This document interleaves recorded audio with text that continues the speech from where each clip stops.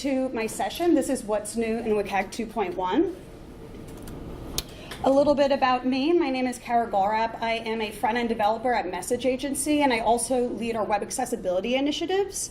And I'm also an accessibility advocate, obviously. For the last 10 years prior to coming to Message Agency, I worked primarily in the education technology space. I've developed digital literacy curriculum, and then I also created a learning platform that focused on adult literacy and English language learning.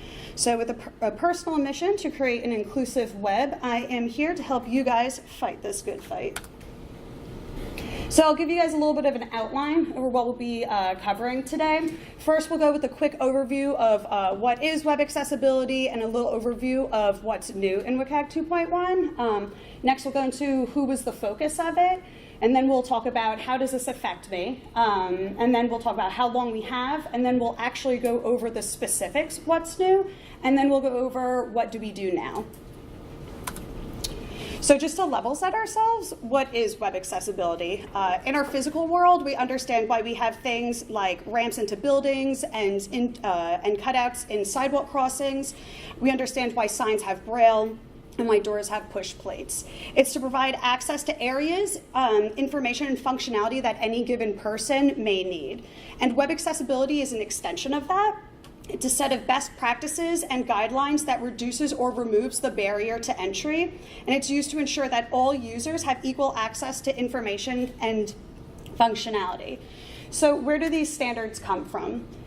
They come from the World Wide Web Consortium, or the W3C, and it's led by the inventor of the internet, Tim Berners-Lee, and he has this great quote that kind of sums it all up. The power of the web is in its universality. Access by everyone, regardless of disability, is an essential aspect. And for those of you who don't know, the W3C is an international organization that sets protocols and guidelines for ensuring the long-term growth of the web.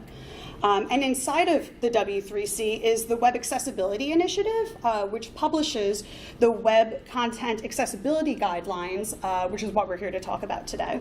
So the WCAG 2.0 was published about 10 years ago, so that is an eternity in internet years. And in June 2018, they came out with 2.1. So the WCAG is broken up into 4 different principles: perceivable, operable, understandable, and robust. A way to remember that is you can use the acronym POUR. All right, so we'll give a little high-level overview of the things that have changed. So first, WCAG 2.1 is an extension of WCAG 2.0. So everything that was in 2.0 is still in 2.1, and it has the same numbering system. The only things that were added were new things. WCAG 2.1 is backwards compatible, so if your site conforms to WCAG 2.0, or rather, if your site conforms to 2.1, it also conforms to 2.0. In terms of structure, the WCAG 2.1 still follows the same levels of compliance, so level A, AA, AAA, all of that stuff has not changed.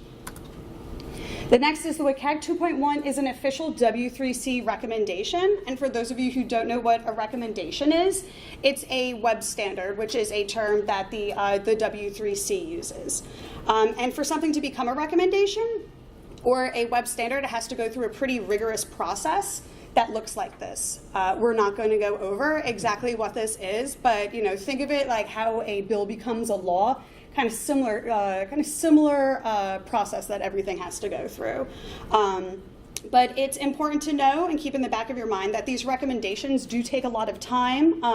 A lot of people, both from the public and subject matter experts, use a lot of review to ensure that these technical decisions are of the utmost quality and fairness. So we have a lot of people that are working on this, and it goes through a crazy process. So we know that all these things are vetted and good for us. So the next change was that full page conformance requirement now includes all variations across all breakpoints. So we need to make sure that not just our desktop views are accessible, but also that our mobile and tablet views meet those same guidelines. So if you're using a responsive framework on your site already, you're probably already going to be meeting a lot of the criteria that we're going to be talking about. But it is important to know that when we are testing everything, you will not meet full page conformance unless it is accessible at all breakpoints. So who was the focus of these new additions? So first, they focused on users who have cognitive and learning disabilities. The next is people who have low vision and potentially senior citizens. And the next is they had a lot of focus on mobile device users. So how does this affect all of us? The W3C recommends that organizations adopt WCAG 2.1 when they are looking to update or create accessibility policies. So if you're updating one, include 2.1 instead of 2.0. The next is, are you working with organizations that have certain type of requirements? So in addition, some organizations may require WCAG 2.1 conformance from third parties and vendors. For these organizations, adherence to WCAG 2.1 is critical to ensure compliance with their requirements. And are you redesigning a site in the near future? We want to think about longevity, and this is less you have to fix in the future. So some of the new guidelines that we'll go over shortly, they will impact your design or functionality of new assets. So planning around these new guidelines will put you ahead of the game. And are you auditing a site? I like to think of accessibility audits as roadmaps, as a way to tell where my site is at a current point in time and to map out and to prioritize the things that we need to change. So if we're doing that against 2.1, we'll know what we need to do or tackle now for in the future. Also, if you're auditing a site against 2.1, it takes a lot more time since now we're checking it on different devices and different breakpoints and all of that. So how long do we have to implement all of these things? And it really depends. And when you're dealing with a legal requirement, that's what everyone loves, right? Ambiguity. So at the time of this presentation, most laws, like Section 508 and various international laws, only require your site to be 2.0 compliant. So we don't have to, so legally we don't have to follow 2.1 just yet. However, that could vary by state, sector, or institution. For example, California's government website requirements indicate that vendors can use WCAG 2.0 or the latest version of WCAG, which would be 2.1. So, so in short, how long you have will likely be inconsistent across states and institutions. So some due diligence is a must. And then next, so while 2.1 won't likely be written into law, these new pieces will definitely be in 3.0 or Silver, which is due out in 2021. We don't know everything that will be in 3.0, though we can check its progress on the WCAG website. But these new guidelines will definitely be in there and will give us an idea of what other changes are likely to be incorporated. All right, so what's new? Here is a quick breakdown of the 17 new standards that were added. We have 5 level A editions, 7 level AA editions, and then 5 level AAA editions. So first up is 1.3.4 orientation. It's a level AA standard. It basically says sites can be used in both portrait and landscape orientations. So some users can't change or can't easily change or won't change the orientation of their web devices. So we should ensure that our site can be used no matter which way I hold a device. Along with those who have their devices mounted in a fixed orientation, this success criterion also helps folks with low vision, since changing the content's orientation sometimes increases its text size. The one exception to this standard would be if a specific display orientation is required or essential. The WCAG gives the example of when you are, if you've ever deposited a check on a mobile device before, checks are landscape. So in order for somebody to take a picture of that, they have to hold their device a certain way. So that type of functionality is essential. But we have some great news. If you're already using a responsive framework, your site should be able to be used in all sorts of orientations. The next one is 1.3.5, Identify Input Purpose, which is another level AA edition, which basically states that we should help browsers automatically fill out forms. We can use the HTML autocomplete attribute to do this. And when we do this, we're helping those who have dexterity disabilities, who have trouble typing, users with language, memory, or executive functioning disorders, and literally anybody who hates filling out forms. And there is a lot of different, when I started researching this, there's a lot of autocomplete attributes that I had no idea about. Things from alternative, like business addresses, all that fun stuff. And on the back end, this is what it looks like. It's just autocomplete and then the name. Mozilla has a, that's usually where I go to find these, to keep up to date with best standards. They have a complete list of all these autocomplete attributes. So the next is 1.4.10 Reflow. It's another level AA. Basically, it says your website and its elements must be responsive. The exception would be anything that would lose its meaning if it collapsed into one column. The WCAG gives the example of a map, for instance.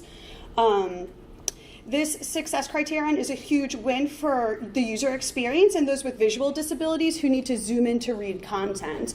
So even though if I'm on a desktop browser and I don't have my hamburger menu, we're still looking at a desktop view. If I increase my text size, that'll automatically change to a mobile display. So I need to make sure that I can use all of these buttons, even though they were made for mobile, on a desktop browser. So specifically, they give us some guidelines to go by. It basically says that our sites need to be usable with vertical scrolling content at a width equivalent to 320 pixels, horizontal scrolling content at a height equivalent to 256 pixels, and users should be able to zoom in up to 400% on desktop browsers. Before, I think it was 200% that they should be able to zoom in by, but now that it's 400%. So the next is non-text contrast, which is level AA. If you guys are here, you might already be familiar with proper color contrast with text. Now we need to do that for everything, whether it's our icons, our hover states, even infographics, our images. They need to have proper color contrast. So here, this is an infographic. The text is a little light, but it's an image. Hey, like I don't need to care about color contrast. Well, with WCAG 2.1, we definitely do. So you'll want to use brighter colors. If your designers are putting it together, maybe start training them on color contrast, because now it's not just the developer's load to bear. The next is text spacing. So users must be able to increase text properties without losing content or functionality. The WCAG says that the WCAG says that all content and functionality must remain available and visible if the user were to change line height to at least 1.5 times the font size, space below paragraphs to at least 2 times the font size, letter spacing to at least 0.12 the font size, or word spacing to at least 0.16 the font size. So like, how do you even test for that? That's, that's what I've heard anytime I've talked to somebody about this. But some guy called Steve Faulkner, he put together a kind of quick and dirty test for it. It's called, it's the text spacing bookmarklet. I have all these things linked in my presentation, which is on this sessions page.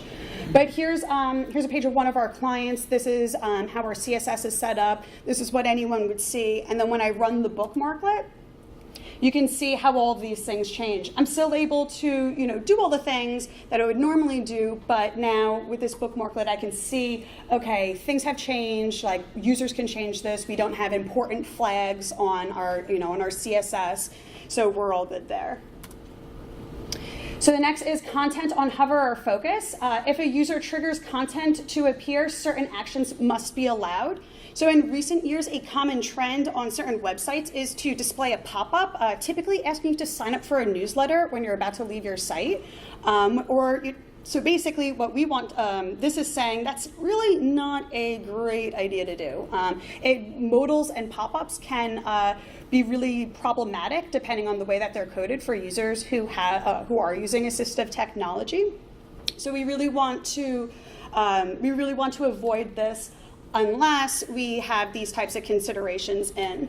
So this content can be dismissed without moving their pointer or tab onto some other element. The content will not disappear if the user moves their mouse over it, and the content remains visible until the hover or focus trigger is removed, the user dismisses it, or if the content is no longer valid. This lets users who increase the size of their mouse cursor or users who have low pointer accuracy see content unobscured and easily dismiss unintentionally triggered additional content. This also grants users who have cognitive disabilities adequate time to perceive the additional information and content that appears on screen. So the next is character key shortcuts, which is a level A. One key keyboard shortcuts must have additional abilities. So it must have the ability, the shortcut can be turned off. The shortcut can be remapped to use one or more non-printable key characters, so Control or Alt. And the shortcut is only active when the component has focus. Users who have permanent or temporary dexterity limitations may be prone to accidentally hitting keys. So having the ability to turn this off or modify these to include another key cuts down on accidentally triggering shortcuts. Also, speech input users want these single key shortcuts turned off so that they can avoid accidentally triggering a batch of commands. An example of this is, I don't know if anyone uses the tool Jira, but if I'm on a ticket, I can hit the key W and my work log comes up. So that's an example of a one key shortcut. So the next is pointer gestures. Multi-touch gestures must be able to be completed by a single gesture. So a popular example of this is, I'm not sure how it is on Androids, but on iPhones, if I have a picture, I can either spread my fingers to zoom in on a picture, or I can double tap and it'll zoom in on the picture. That iPhone would be in violation of this if they only allowed me to zoom in by going like that. So basically, for certain types of people, performing complex gestures can be a little hard to do. So having multiple ways to do something like that is really beneficial. The next one is pointer cancellation. I don't know if you guys have ever written an email, and when you press the send key, you're like, oh God, I didn't actually mean to send that, and then you try and like drag your cursor away, but it still sends anyways. Obviously not speaking from personal experience or anything. So good news with this, that type of anxiety-inducing scenario would no longer be allowed. So now down events cannot be used to complete a function. So if I'm on that send key, since down actions can't prevent it, I can just drag my cursor away and then my embarrassing email never sends. So the next is label and name. Visible labels need to match accessible names. This success criterion is a huge win for speech input users and text-to-speech users. Text that appears on a form control or an image must match how the HTML identifies that form control or that image. We do this through proper semantic HTML using the label element, alt, and the area labeled by element, attributes if need be. Also, our visible labels must match its accessible name. So when we do this, these users can activate controls much easier, and when we don't do this, we create a frustrating experience for users when they say a visible text label, but the speech input doesn't work because the accessible name doesn't match. So even though my button, it's the ARIA label buy teapot for $24.99, that just says buy, so it's kind of like, oh, well, it's like, well, buy what? So when we want to include that in the button. In this example, since the visible label is at the very least in the beginning of the accessible name, it gives enough information to the assistive technology to perform the intended action. Making labels visible, unique, and descriptive like whenever possible and whenever we can. And if you need more details in the accessible name, make it start with the same text as the visual label and make sure each label is unique. So the next is motion actuation. Your website is not a shake weight. So Your site may let users use certain motions to perform a task, like shaking their device to undo the text that was just typed. If your site makes use of these motion gestures, you must provide a way to make that same functionality available to users who can't or won't perform motion gestures. You must also make sure there's a way for users to turn off these motion controls so that they do not accidentally trigger a response. So in here, I can shake my phone and delete text, or I can also just delete the text from a button that's on screen. So the next is status messages. There's lots of reasons why we want to alert users to the status of what they're doing. Sometimes it's because there's an error on the form that they're filling out, or maybe it's because they successfully added an item to their cart. Or maybe it's because we have a multi-step form and we want to let them know their progress in it and where they are in that process. When we alert users of these things, we need to make sure that their assistive technologies are alerted as well, but that we're not interrupting the user by focusing them on another element or putting them on another page. So by using the appropriate ARIA roles for these messages, we can ensure all of those things. So we can use role status for results of an action, like for a successful form submission, role alert or ARIA live assertive to identify errors like an incorrect value on a form, and we would use role progress bar to let users know where they are in a certain step in the process. So the next is identify purpose. It's a level AAA edition. Our HTML should provide content, purpose, and meaning of symbols, regions, buttons, and links and fields.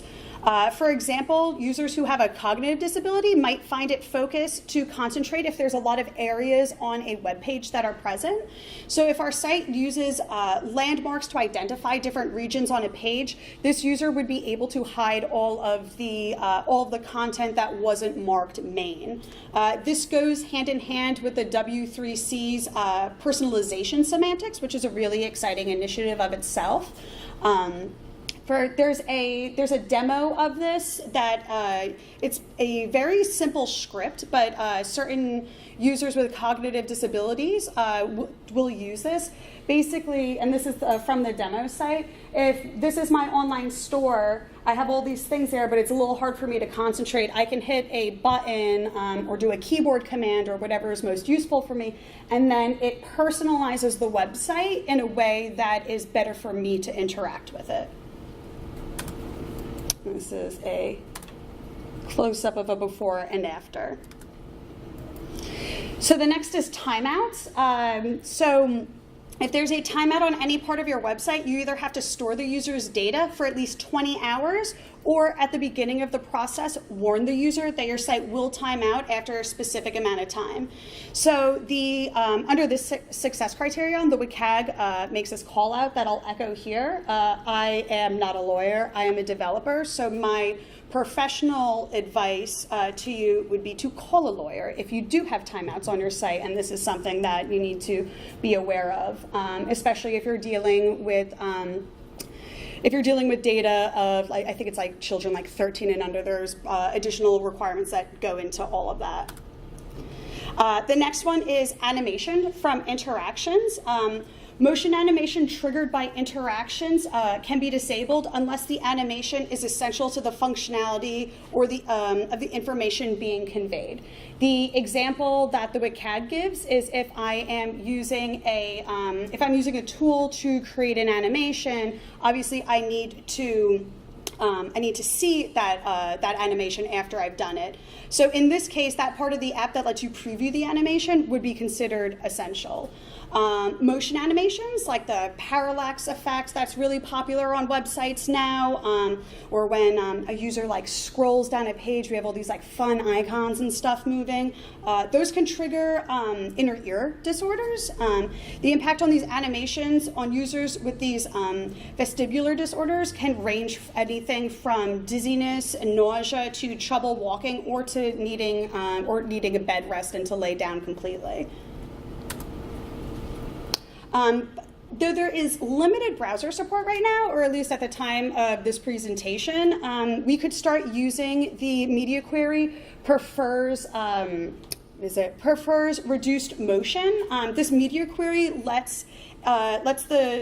basically it targets users who on their device has the limits animations setting toggled on. So right now it only works on Firefox and Safari, I believe. I don't think Chrome has great support for it now. But if we write that, all we have to do is put animation none, so then if that user has that setting on, we don't need to worry about it. The user never sees it, and then we don't trigger something for them that we didn't want to trigger in the first place. So the next is target size. Buttons need to be at least 44 by 44 pixels. I'm not sure if you guys have ever tried to close a modal on your phone or try and tap something, but then your fingers are just a little too big and you can't quite close it. So that will never happen again if somebody is following this success criterion. So this is a huge win for people like myself who have hard times touching little buttons on little screens. So the next is concurrent input mechanisms. Our devices allow us to interact with them in a plethora of ways, and we can use all different types of accessories on them, whether it's a stylus or something as simple as a keyboard. Websites should allow users to switch between these different modalities. For example, if I'm filling out an application on your website through voice input, I should be able to turn off that feature and use a keyboard to finish that action instead. So what do I do now? And that was a whole lot of stuff to cover, and we'll have plenty of time for questions because I speak very fast. But what do we do now with all of those, with all these things that we just learned? Well, we start preparing. Even when we don't know what specifics will be in the WCAG 3.0, these new additions at least give us some insight into what direction additional criteria will be like. So we want, and change, especially institutional change, can take some time. So let's be forward thinking and identify what hurdles we'll most likely be faced with and start planning around those. So the first is we want to standardize our interpretations, our goals, and our tools. Inconsistency between accessibility tests are particularly problematic for people who rely on accessibility testing to identify issues and for their performance metrics. It's understandably frustrating too for an organization to make all of these changes from an audit. They're like, okay, we'll change these things, but then somebody else, uses a different tool and they get a whole different set of results. So we want to make sure that we're standardizing certain things. And one of those is, are we working towards a minimum, an optimized, or an idealized solution?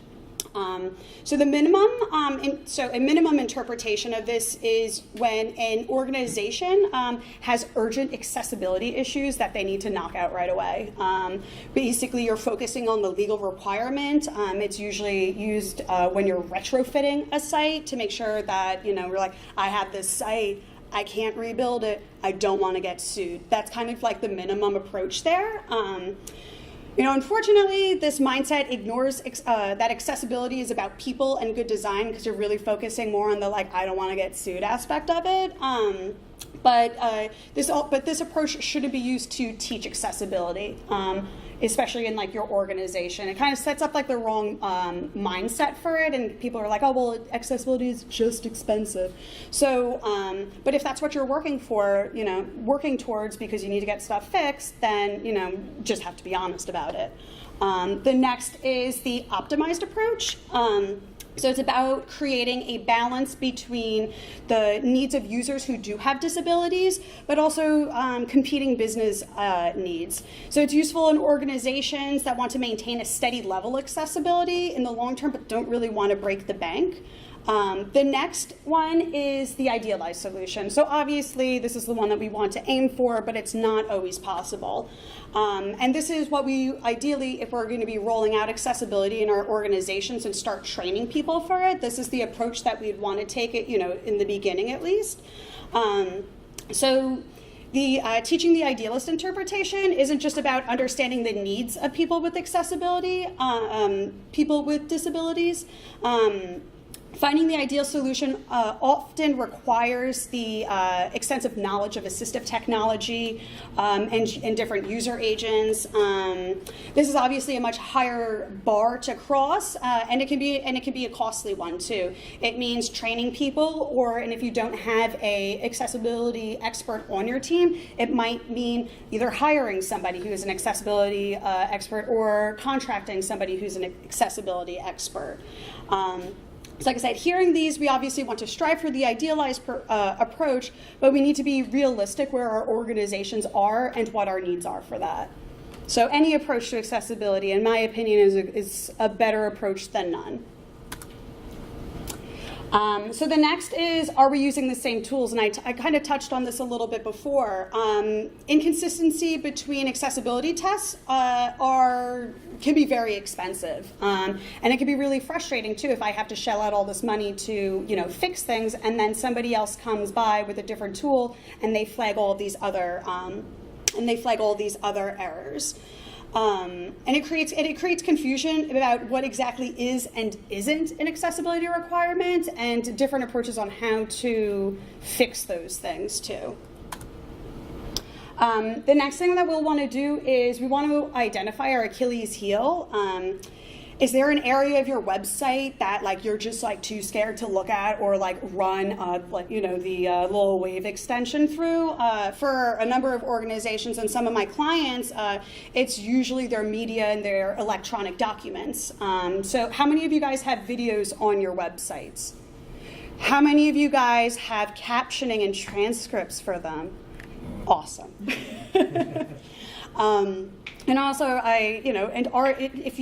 one of my clients, they have a lot of employee resources and a lot of employee training videos on there, and all of them are in Flash, and bad Flash at that.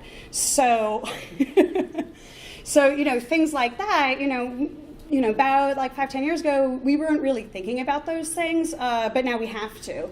So everything from our images having alt text, which is an easy one kind of to check off, to if we have infographics or flow charts, learning how to write really good long descriptions about that is so important. And it's not easy. I mean, once you get into the flow of it, it can be easy, but it takes time to learn those things.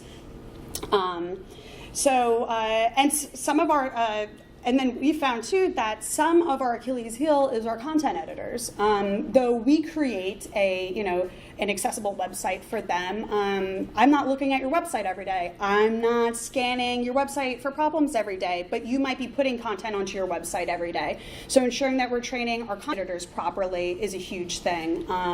I installed the CK Editor's accessibility checker on their WYSIWYG. So all they have to do is hit a button, and then it scans their content for potential accessibility errors, and for a number of them, it'll automatically fix them too.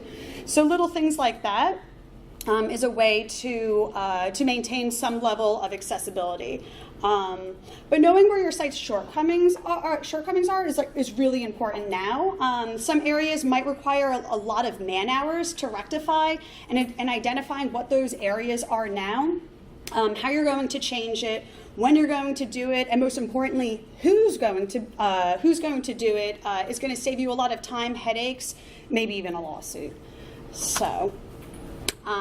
The next one is we want to share knowledge, and we also want to share responsibility. So, subscribe to a newsletter, join the accessibility group on Slack. The more you surround yourself and others with knowledge, the more likely you and your team are to fall into the habit of checking for accessibility. We want to be a constant reminder that we're here to serve all users. Don't be afraid to ask your designer why it takes a mouse user one click to get somewhere, but it takes a keyboard user. They have to go through tab through the entire page to get to that same thing. Don't be afraid to ask those questions. when personally working with our visual designer, that was not something that he was really knowledgeable at before he came to Message Agency. But all it took was, 1 or 2 times of me saying like, hey, like, this contrast is a little bit off when I'm vetting the mock-ups. And then I think it was like 2 weeks ago, he had a whole like color contrast like analysis of a brand, and like my heart was just like grew 50 times. So, if you are a reminder to people and you just give them a little bit, sometimes they take off running.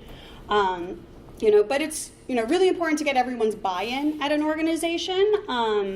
It's not just the developer's responsibility or the designer's responsibility or the project manager's. It's really all of ours. And when we start getting buy-in and when we start sharing responsibility, we start and we make accessibility a requirement, right from the get-go. We save ourselves a lot of headache, and a lot of times we save ourselves a lot of money. So we have some time for questions. I know we went over a whole bunch of stuff, but I am here for, obviously, the rest of this session, and then afterwards I will be at the accessibility lab across the hall too. So, yes. So is Drupal core being changed to address any of these new requirements? In a lot of areas, yeah. That's one thing that Dries has always said was that nothing is, it's not considered stable until it passes the accessibility gate. So that's one thing that, even with the, the Layout Builder initiative, they are super focused on accessibility. They have, we have task groups for these things. If you, not to compare too much to WordPress, but when they were rolling out their visual editor, Gutenberg, they had nobody on their team that was familiar with web accessibility and the guidelines, and then their accessibility group didn't know anyone who knew React. So when Gutenberg launched, for somebody using whether it was a screen reader or a keyboard, they weren't able to post articles, or they weren't easily able to do that. So Drupal has Drupal 7 and Drupal 8 have a lot of accessibility features. Drupal 8 obviously took it to the next level, but yeah, no, it's something that has been baked into core. A lot of things are already taken care of. And you can see too, whether it's on the core project or in different modules, people will file issues and be like, hey, this doesn't meet that, and people actually care, which is awesome. So we have a lot of experts that are really knowledgeable, not just in accessibility and the guidelines, but actually technically know how to remedy a lot of errors that are coming out. So Drupal's very special in that way. Yes? How are you testing accessibility across breakpoints? So there's there's a few different ways that I do that. Obviously, I can resize my browser. That's helpful. But using different devices as well, it's just really tedious. Is kind of what it is. If you've done. When we launch a site, we have to, or prior to launching a site, we do things like design fidelity and all of that stuff, where our designers go in and they make sure all of our pixels are pretty and all of that good stuff. So it's a process kind of similar to that. We're still going through different browsers at different breakpoints, and making sure everything still works.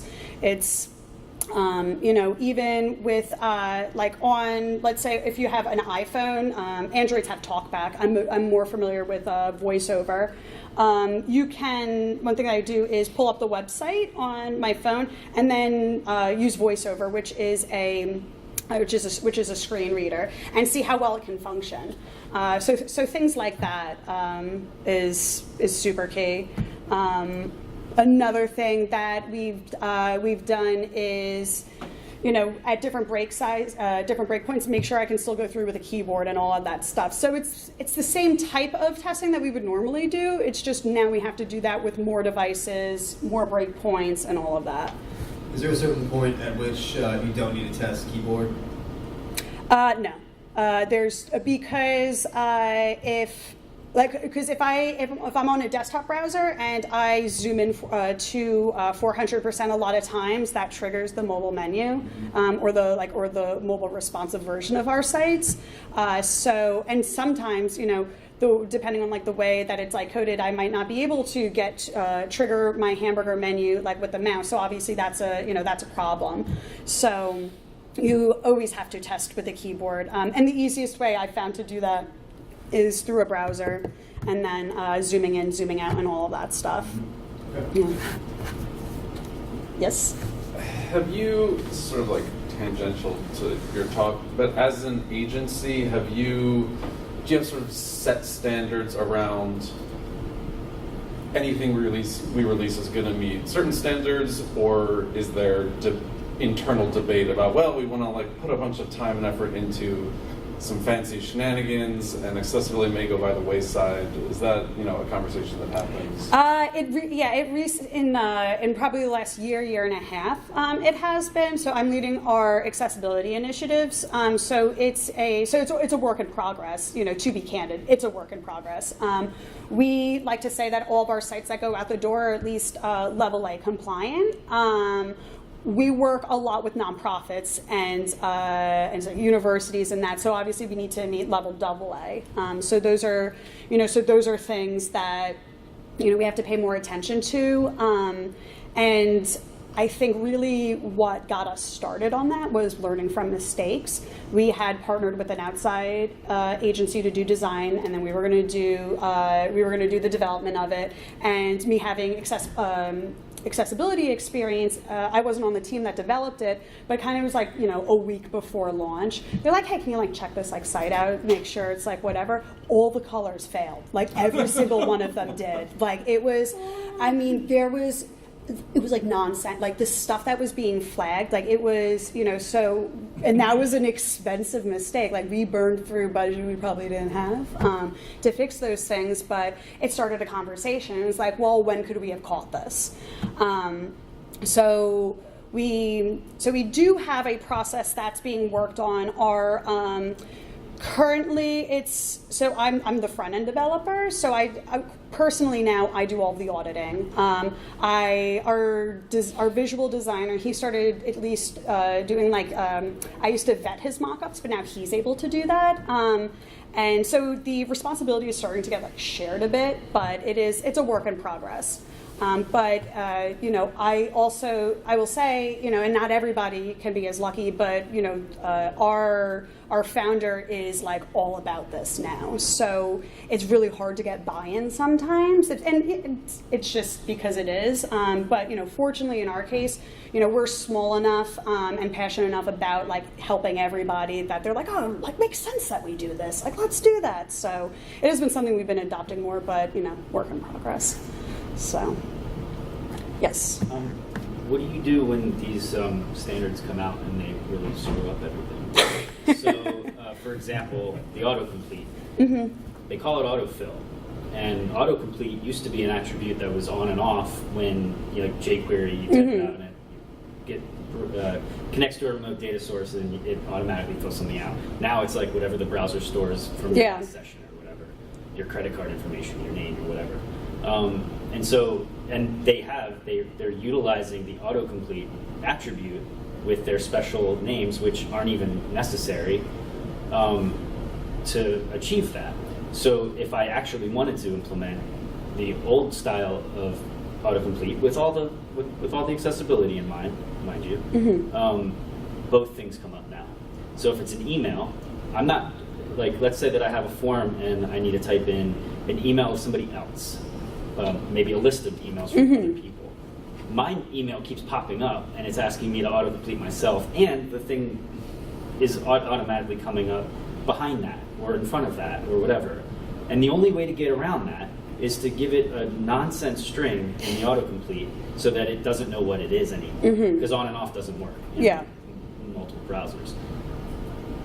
So I don't understand why, what do you do in that situation they call it autofill? Why don't they just make an autofill attribute? Why did they have to co-opt something that people were using already and in a way that actually broke stuff? What do you do about that?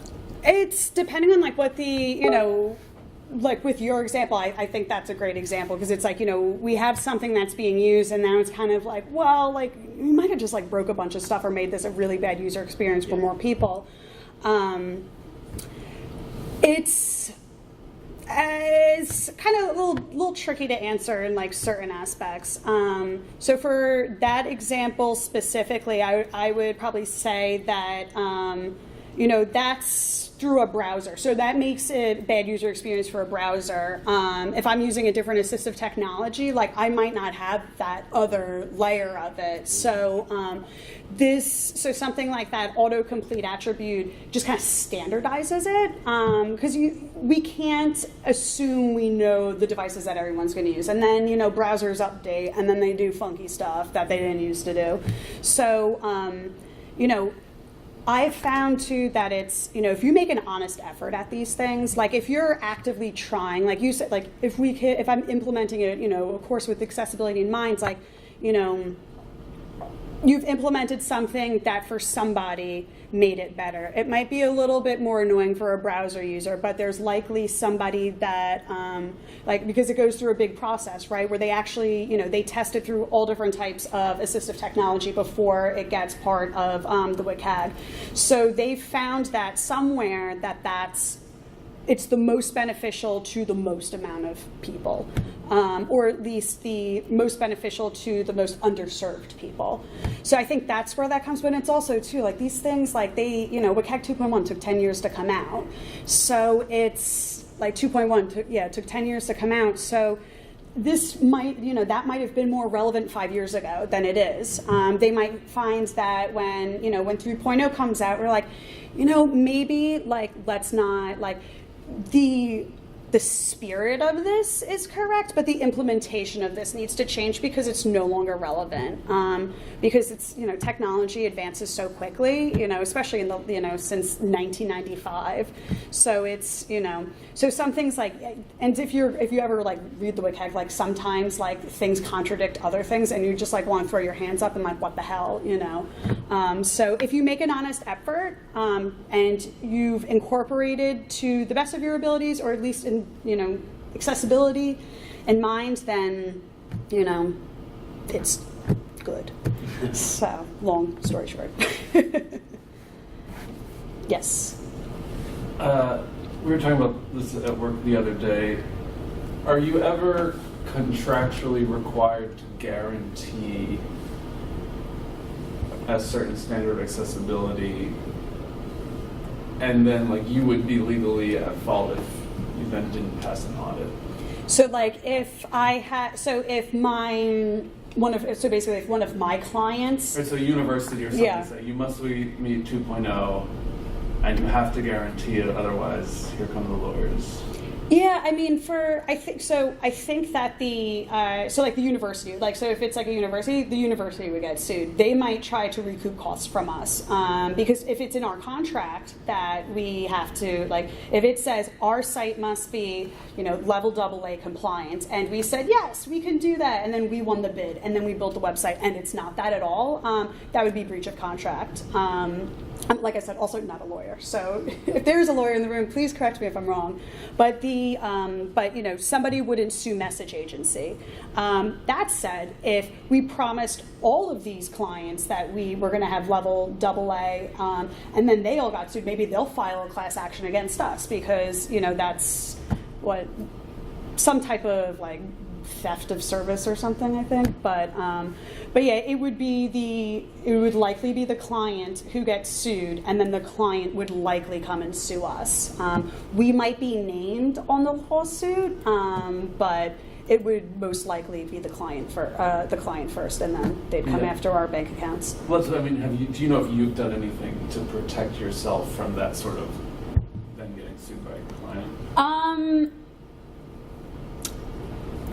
We've, to the best of our abilities, made it level AA compliant. That's kind of how we protect ourselves. You know, there might be some language in the contract that says, like, you know, once we give this to you, it's like everything else is like on you. Like that might be one of those like sneaky fine print things. I don't think we do that, but but it's, you know, contracts can be like that.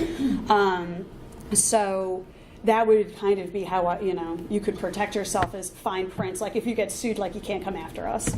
But yeah, I think that's the only way around that. Any other questions? Yes. I got a little lost as you went through the timeouts issue there.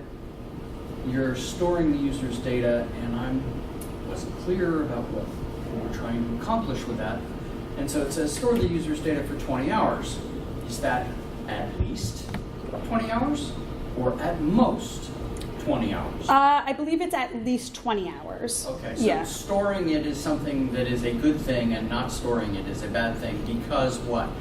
Because there are certain users that take a long time to fill out, might take a lot of time to fill out forms.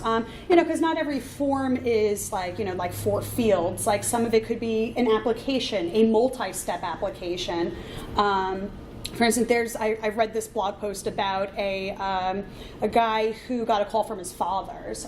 His father was, recently retired, and he, and he worked all of his life. And when he goes to fill out forms, he likes to get it right the first time.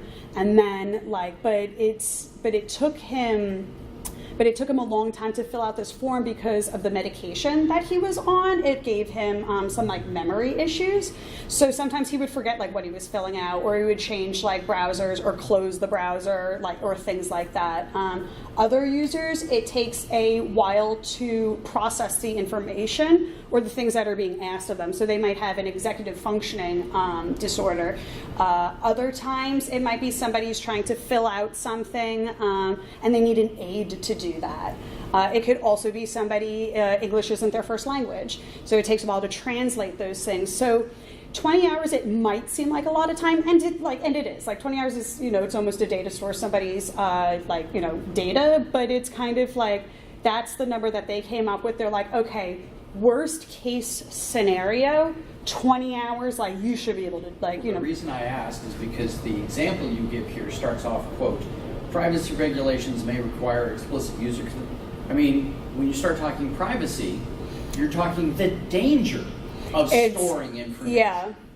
Yeah. So, I mean, on the one hand, you're saying storing information is good because it helps somebody with accessibility issues, but on the other hand, you're talking about privacy and storing information. Yeah. You have to be really careful with what you're storing and how you're storing it because it could be sensitive. Correct. That is, it's a note that the WCAG calls out. They're like, you need to store this, but you need to know that there could be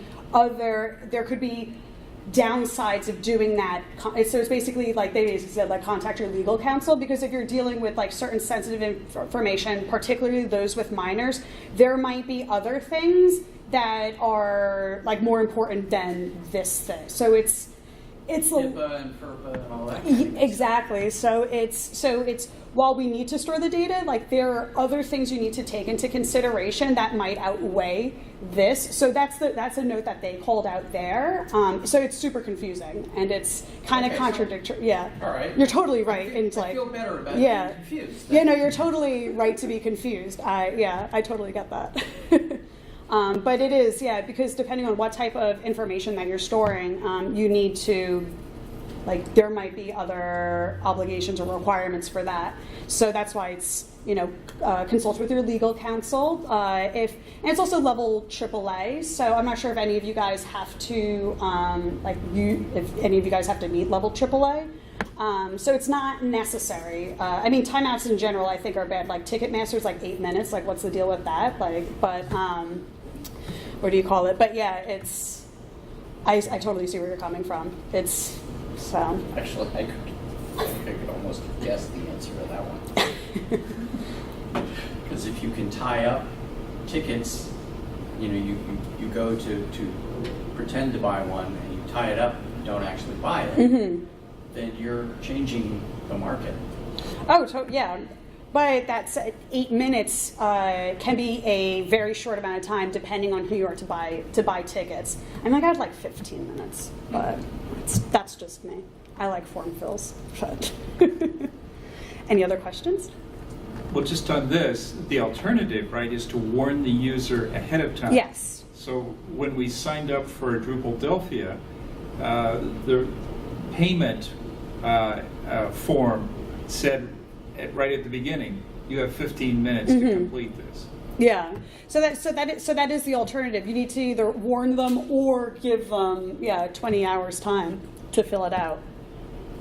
You don't have to store it like on your. You can store it locally. You can use local storage. It's in pretty much every browser that they would use. I don't know about some assistive technologies that aren't browsers, but you could always store that stuff if it's a form. In local storage, and then it's on their computer, not yours. So. Yeah, that could definitely be a way to do that. I would imagine that's how people who have to do this would do that. So, other questions? All right, well then, class dismissed. If you guys are interested in learning more, I do have business cards up here, and I will also be at the Accessibility Lab across the hall. If you want to learn how to use some tools, maybe get your website scanned, we can sit down and we can go through it all.